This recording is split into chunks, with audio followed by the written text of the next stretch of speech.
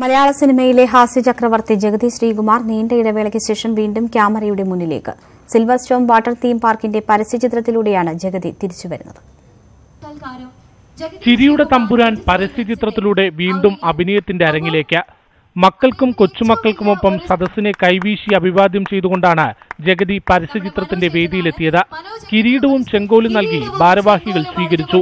4 ദശാബ്ദക്കാലം ചിരിയുടെ പൂരക്കാഴ്ച സമ്മാനിച്ച ജഗതി വീണ്ടും അഭിനയിക്കുന്നത് അദ്ദേഹത്തിന്റെ ആരോഗ്യസ്ഥിതിയിൽ മാറ്റമുണ്ടാക്കുമെന്ന് ഡോക്ടർമാർ നിർദ്ദേശിച്ചിരുന്നു. തുടർന്നാണ് കുടുംബം പരസ്യചിത്രം തെരഞ്ഞെടുത്തത്. സ്വിച്ച് ഓൺ കർമ്മം നടൻ മനോജ് കേച്ചെ നിർവഹിച്ചു. ഈ ഒരു ക്യാമറയ്ക്ക് മുന്നിൽ നമ്മുടെ സ്വന്തം ജഗതി ഏട്ടൻ, അതും മനോജ് ഏട്ടനെന്നത്. Thank you so much Manoj ഏട്ടാ, thank you very much. Thank U.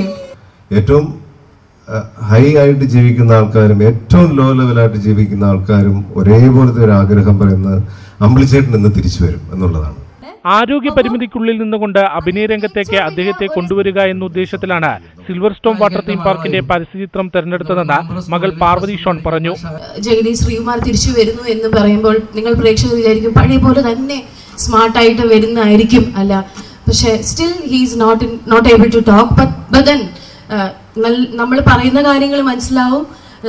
പപ്പയ്ക്ക് കാര്യങ്ങളും എല്ലാ കാര്യങ്ങളും ഓർമ്മയും ശക്തിയും എല്ലാം ഉണ്ട്. നിങ്ങളുടെ ബാക്കി നിങ്ങളുടെ പ്രോത്സാഹനം പോലെ ഇരിക്കും. 7 വർഷം മുമ്പ് കോഴിക്കോട് തേനിപ്പല്ലത്തുണ്ടായ അപകടത്തെ തുടർന്നാണ് ജഗതിക്ക് അഭിനയ രംഗത്ത് നിന്ന് വിട്ടുനിൽക്കേണ്ടത്.